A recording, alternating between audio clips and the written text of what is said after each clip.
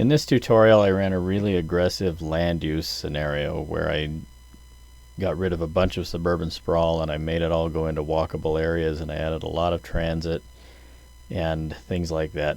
I'm going to show you what happened. So rather than actually do very much of it, I'm going to just show you mostly what I did. So here you can see in ArcGIS what I did was I pulled up the TAZ file and I assigned all of the different TAZs in the region to different categories. So like this number 1 would be the most walkable downtown core of St. George, and then 3 is also pretty walkable, very intense. 2 was commercial areas that could be intensified and made walkable, but they're generally pretty suburban right now. 4 is just areas that are developing or likely to just develop as they were. And then 5 is exurban, and 6 is the rest of the county, which is very exurban. So that's what those mean. Now I'm going to show you this. Okay, here's the transit that goes with that. So this is the downtown area. So the most walkable corridor, I put in a loop because I made these into one-way streets because they're higher efficiency and also generally more walkable than a large two-way street would be. And 5-minute headways, I made them like as if they were light rail. It is just one way because it's a loop since this is one-way streets. And I gave it a fixed speed of 30 miles an hour, which is probably pretty fast relative to what's actually possible. But I didn't want to hinder the ability to get on the transit. So there's a bunch of other transit that is here. I called this one a BRT, 10-minute headway.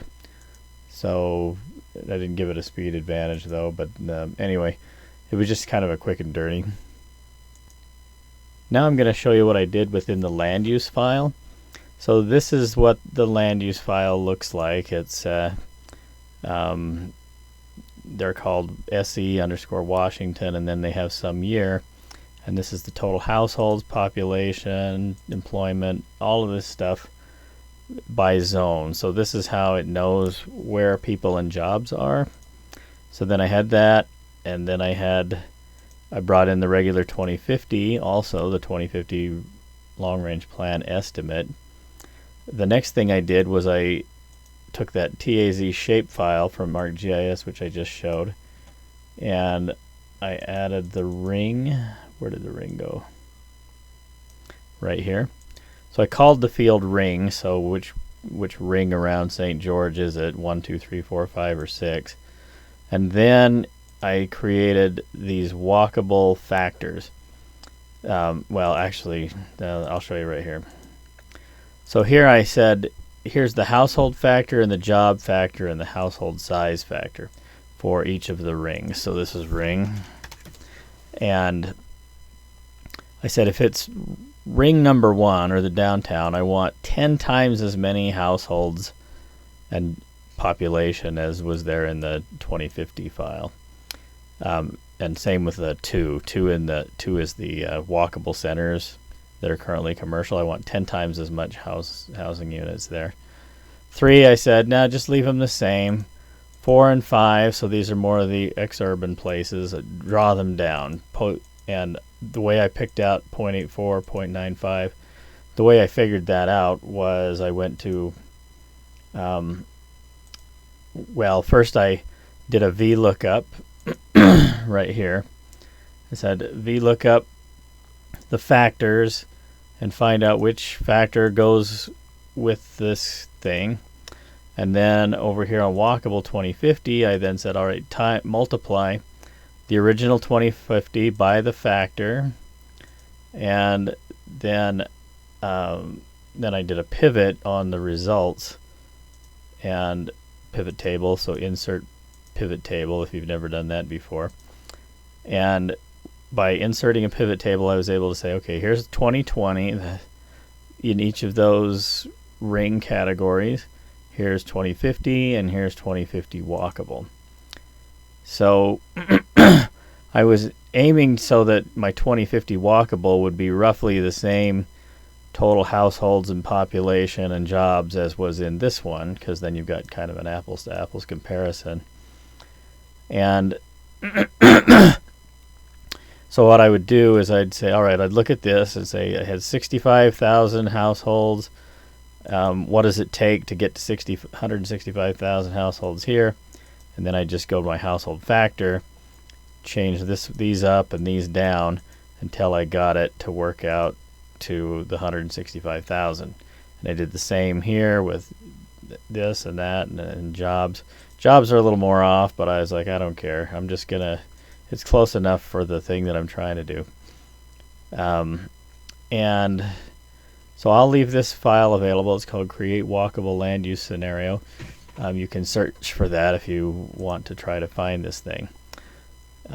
And so then once I was done, I had this file that I was able to export. I exported it.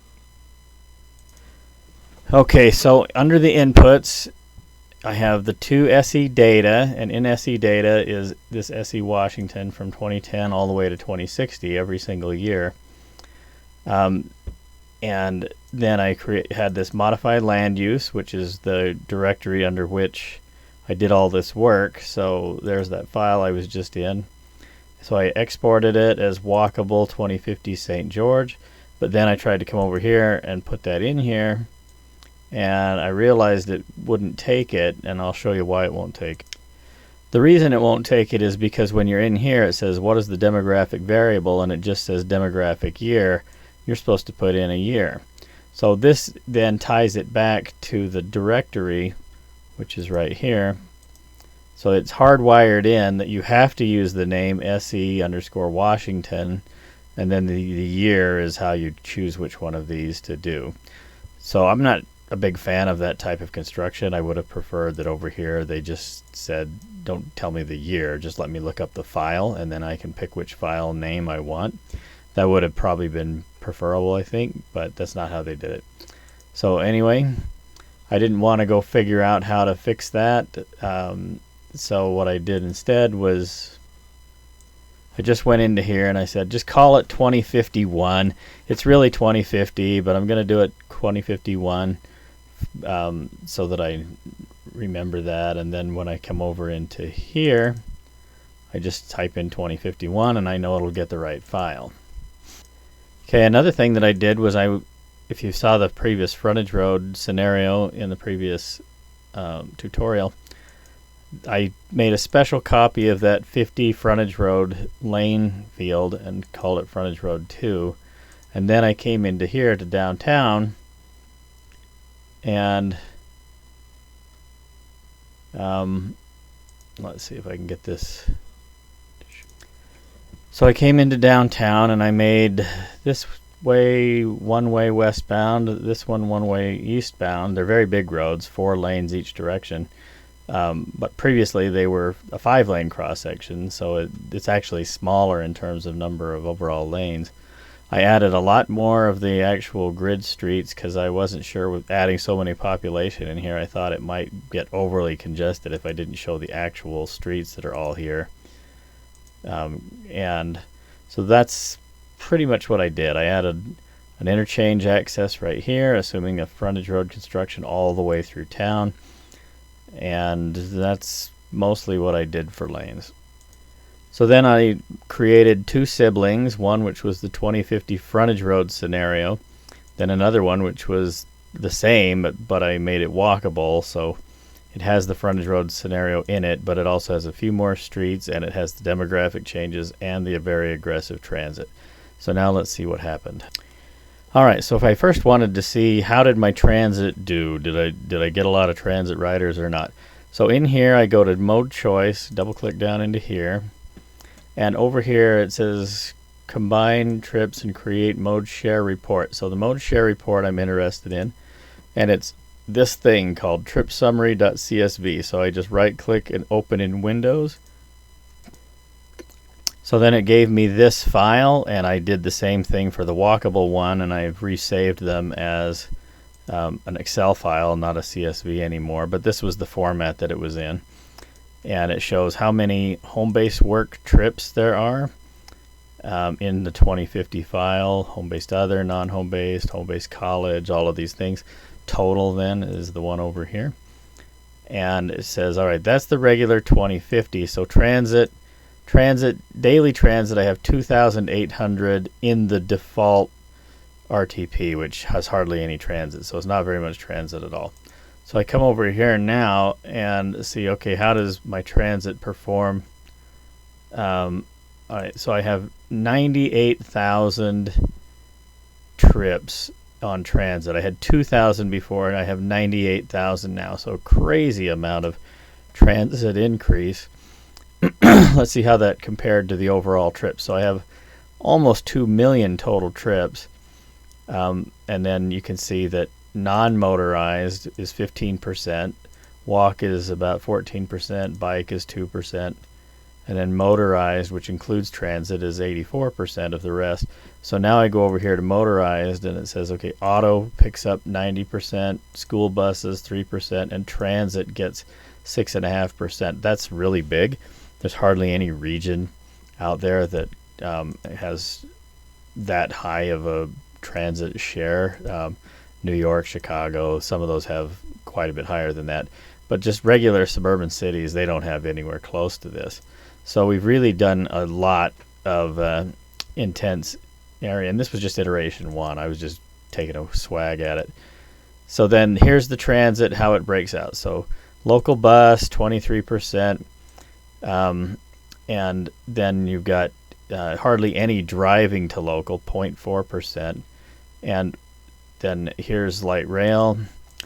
51% of my overall transit is light rail. Walk was almost 50, or a pretty big share, but drive was pretty low. And the reason that drive was pretty low is I didn't pay attention to park and ride lots. I could have added those and connected them, but I didn't do it because I was tired of doing the tutorials and I just want to end. So that was... Anyway, but I still got a lot of transit. So that's that. And so very impressive on that. So this picture shows a comparison of the sprawled land use versus the very walkable one. So in that sprawling land use that I showed before, I brought out a lot of that growth into the central core and into some walkable areas that are sort of near the central core usually. And so the green means, okay, these are volumes where the road volumes have gone down a lot because there's not as much growth in those areas as before. And red is where the volume has gone up because there's more growth there than there was before. So even though we've got a lot of transit, a lot of walking, and a lot of biking going on, we've also increased the roadway usage. So let's see how much we've increased it by. So if I go here to daily volume comparison, 1 versus 2, then what you see is the value closest to the link is the case where it's the walkable scenario, and the other one is the less walkable scenario.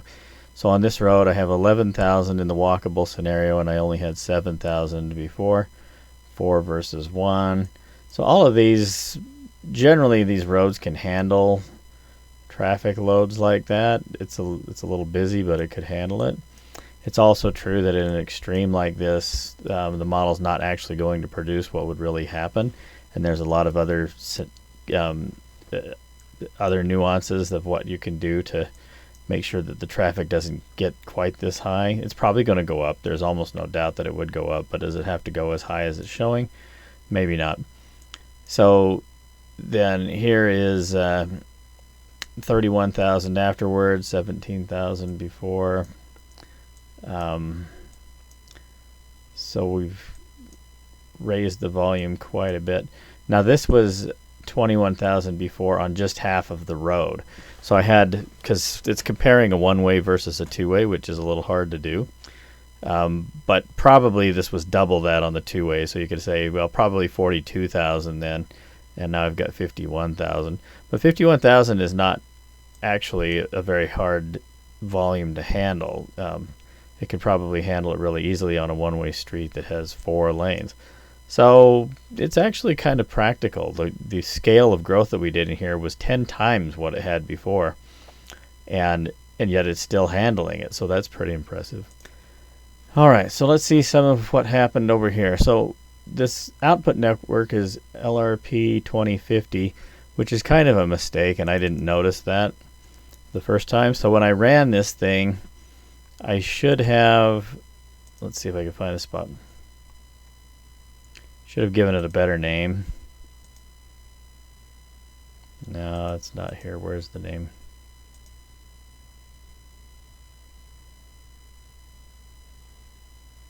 Oh, there it is.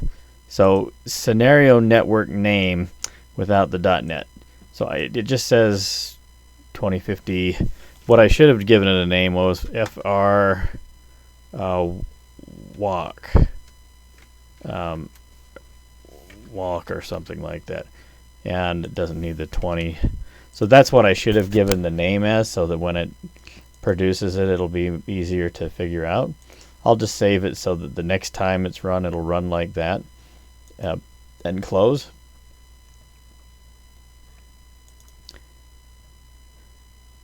Oh, actually, this is saying that I have to run it like that, because now that I changed it, it's looking for that name, even though that name hasn't been produced yet. So I would have to run it if I want to open it up through here.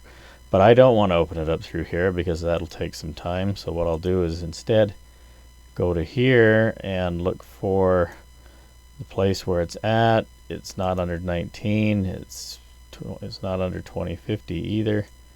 It's under this 2050 walk, highway assign, and well, actually I can change the name. Maybe I'll just do that. Alright, so I just changed the name to the name that it's going to be the next time it runs. So that ought to open this time, I think. Let's go find out if it does. So